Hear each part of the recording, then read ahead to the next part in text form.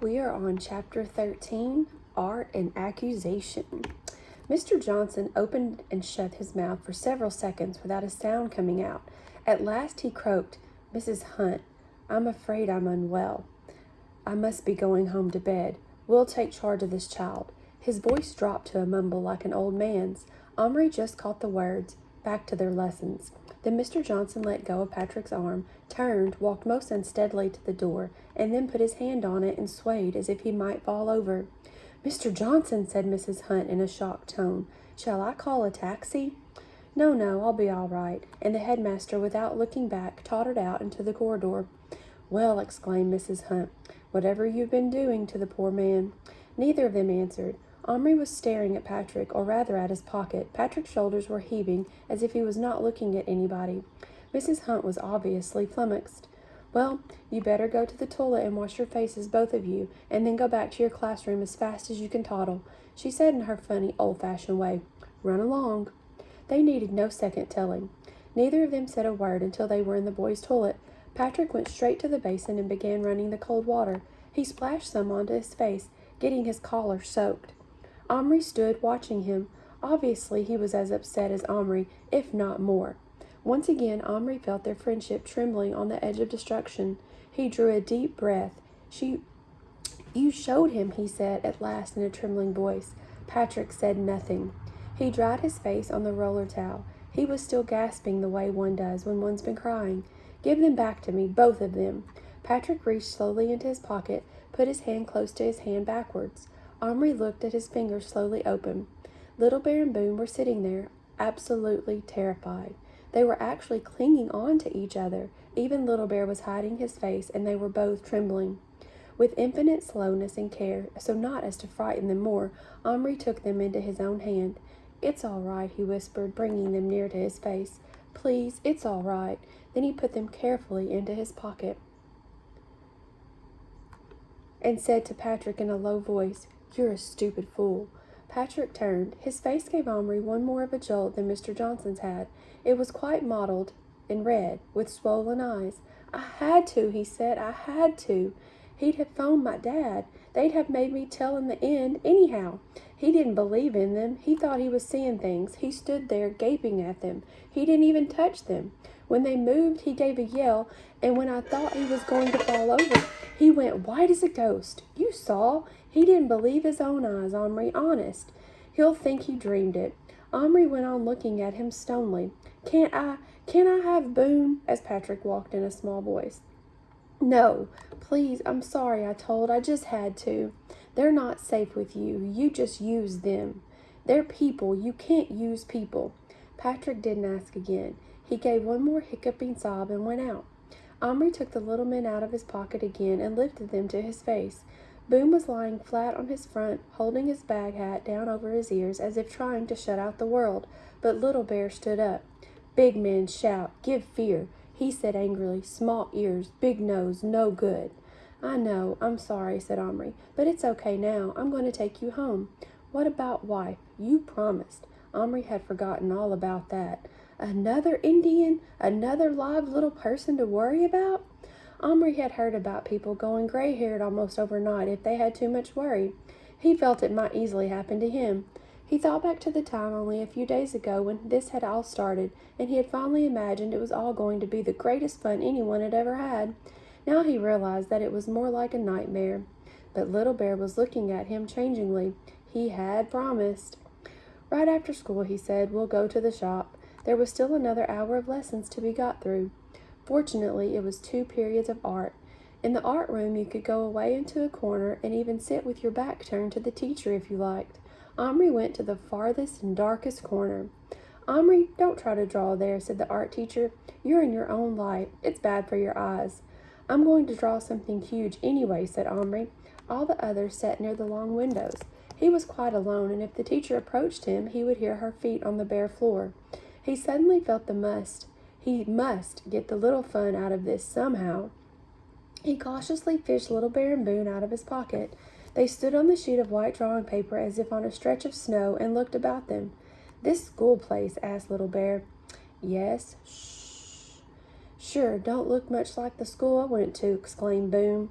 "Where's the rows of desks?" Where's the slate and a bit of chalk? Why ain't the teacher talking?" "We're doing art. We can sit where we like. She doesn't talk much. She just lets us get on with it," replied Omri in the softest whisper he could possibly manage. "Art, eh?" asked Boone. "Brighten up." "Say, that was my best subject. I was allowed top of the art. Only thing I was good at. Still draw a mite when I get the chance, if ain't nobody around to laugh at me." He reached into his pocket of his own tiny jeans and fished out a stub of pencil almost too small to see. "Can I draw a mite on your paper?" he asked. Omri nodded. Boone strode to the very center of the paper, looked all around at the wide expanse stretching away from him in every direction, and gave a deep sigh of satisfaction. Then he knelt down and began to draw. Little Bear and Omri watched. From the microscopic point of Boone's pencil there developed a most amazing scene. It was a prairie landscape with hills and cacti and a few tufts of sagebush. Boone sketched it with sure strokes, some wooden buildings, such as Omri had often seen in cowboy films. A saloon with a swinging sign reading "Golden Dollar Saloon" in twirly writing. A post office, a general store, a livery table, and a stone house with a barred window, and a sign saying "Jail." Then, moving swiftly on his knees, as it were from end to the street to another, Boone drew in the foreground figures of men, women, wagons, horses, dogs, all the trappings of a little town. From Boone's point of view, he was drawing something quite large, making the best use of his vast piece of paper. But from Omri's, the drawing was very minute, picture in its detail, but smaller than any human could possibly have made. He and Little Bear watched, fascinated. "Boone, you're an artist," Omri breathed at last, when Boone had even made the mud on the unpaved street look real. Little Bear grunted. "But not real like real place," he said. Boone didn't trouble to answer. In fact, he was so absorbed he probably didn't even hear. But Omri frowned. Then he understood, of course. Boone's town was part of an America that was not thought of during Little Bear's time. "Boone," he whispered, bending his head down, "what year is it? Your time?" "Last time I saw a newspaper, it was 1889, said Boone. "There, that's my drawing. Not too bad, huh?" "It's absolutely brilliant," said Omri, enthralled. "Omri?" Omri jumped. His two hands instantly cupped themselves over the two men. From the other side of the room, the teacher said, "I see it's no use trying to stop you chattering. You even do it when you're alone. Bring me your picture." For a moment Omri hesitated, but it was too marvelous to be passed up. He scooped the men into his pocket and picked up the sheet of paper. For once he wouldn't stop to think. He'd just enjoy himself. He carried Boone's drawing to the teacher, and it was innocently into her hand. What happened then made up for a good deal of the worry and general upset the little man had caused him. First she glanced. At a glance, the drawing in the middle of the paper just looked like a scribble or a smudge. "I thought you said you were going to do something huge," she said with a laugh. "This isn't much more than a—" Then she took a second look, much closer look. She stared without speaking for about 2 minutes while Omri felt inside him the beginning of a huge, gleeful, uncontrollable laugh. Abruptly the teacher, who had been perched on a desk, stood up and went to the cupboard. Omri was not surprised to see a magnifying glass in her hand when she returned. She put the paper down on a table and bent over it with the glass poised. She examined the drawing for several minutes more. Her face was something to see. Some of the nearest children had become aware that something unusual was going on and were also craning in to see what the teacher was looking at. Omri stood with the same innocent look on his face, waiting for the laugh to slowly rise inside him. Fun? This was fun, if you liked. This was what he'd been imagining. The teacher looked at him. Her face was not quite as stunned as Mr. Johnson's had been, but it was an absolute picture of bafflement. "Omri," she said, "how in the name of all that's holy did you do this?" "I like drawing small," said Omri, quite truthfully. "Small? This isn't small. It's tiny. It's infinitesimal. It's microscopic." Her voice was rising higher with every word. Several of the other children had now stood up and were crowding around the paper, peering at it in absolute stupefaction.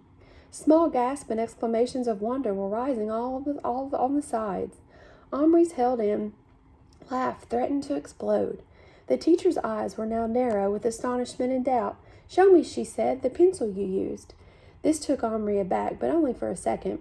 "I left it over there. I'll just go and get it," he said sweetly.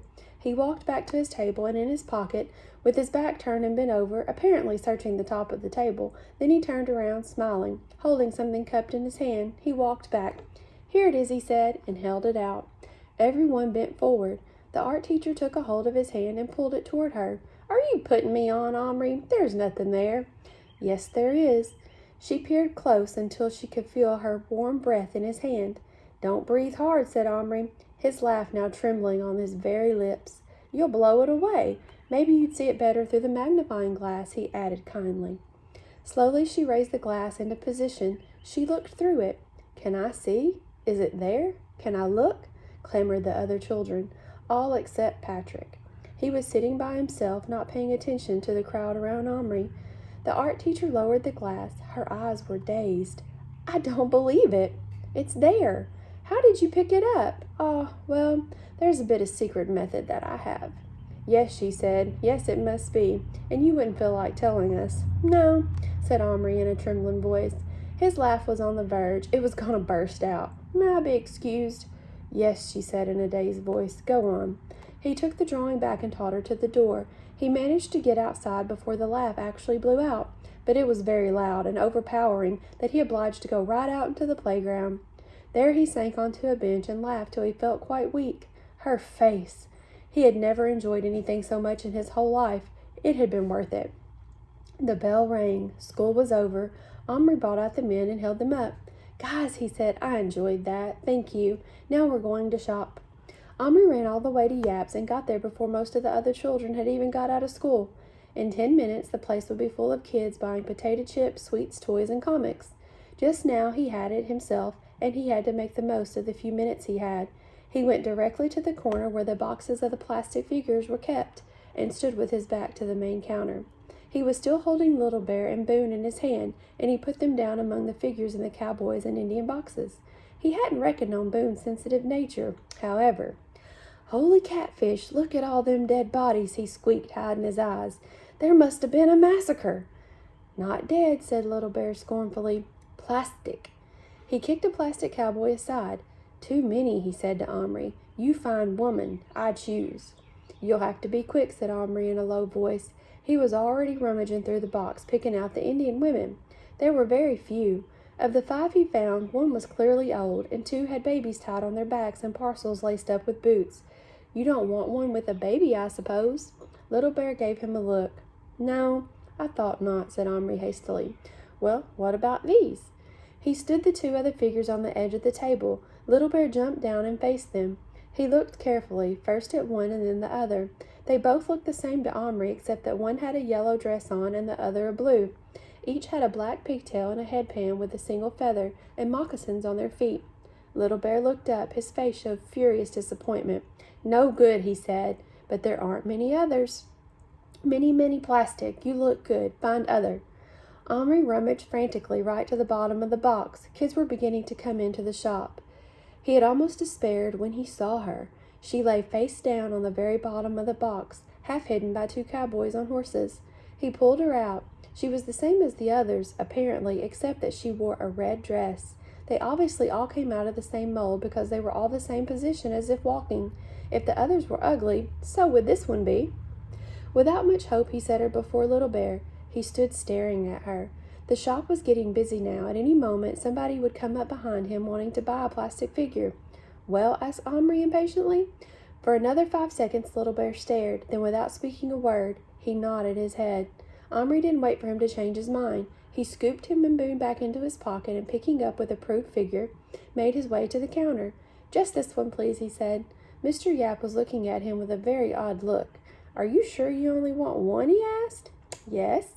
Mr. Yap took the plastic figure, dropped it into a bag, and gave it back to Omri. 10 pence, Omri said, and paid the shop. Suddenly he felt a hand on his shoulder. He spun around. It was Mr. Yap. The look on his face now was not at odd, but very angry. "Now you can hand over the 2 you stole." Omri stood aghast. "I didn't steal any." "Don't add lying to your faults, my lad. I watched you put them in your pocket, a cowboy and an Indian." Omri's mouth hung open. He thought he was going to be sick. I didn't," he tried to say, but no words came out. "Turn out your pockets." "They're mine," Omri managed to gasp. "A likely story. And I suppose you brought them out to help you choose the new one." "Yes," said Mr. Yep heavily. "Come on, stop playing around.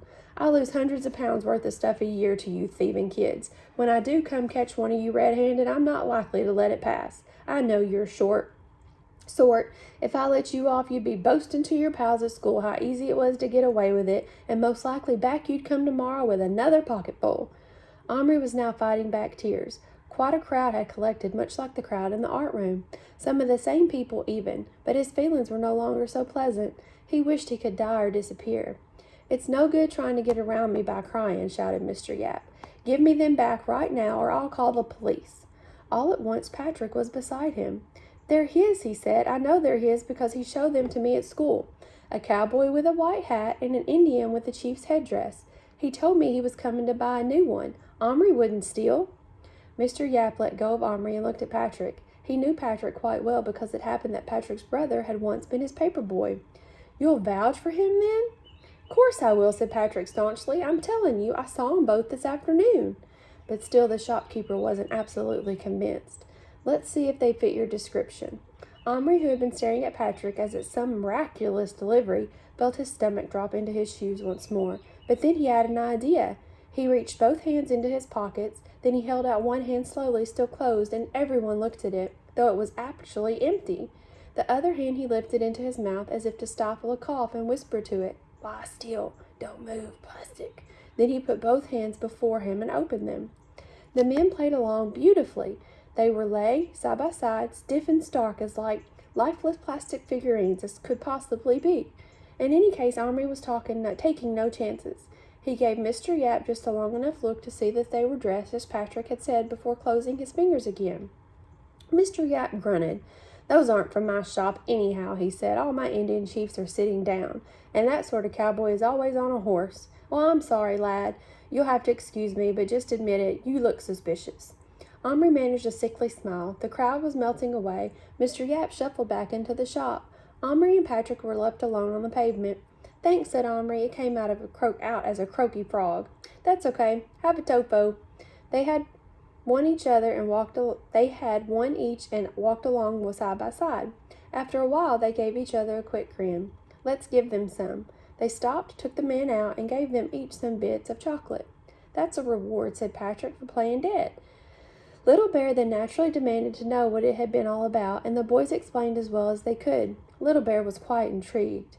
"Man think Omri steal, Little Bear?" "Yes." "And Boone?" Omri nodded. "Omri fool to steal Boone," roared Little Bear, laughing. Boone, stuffing himself with chocolate, gave him a dirty look. "Where woman?" Little Bear asked eagerly. "I've got her. When make real. Tonight." Patrick gave him a look of pure longing, but he didn't say anything. They walked along again. They were getting near Omri's house. Omri was thinking after a while. He said, "Patrick, what about you staying the night?" Patrick's face lit up like a bulb. "Could I? And see?" "Yes." "Well, thanks." They ran the rest of the way home. Chapter 14 will be The Missing Key. So are we thinking that maybe he lost the keys to the cupboard? I guess we'll find out.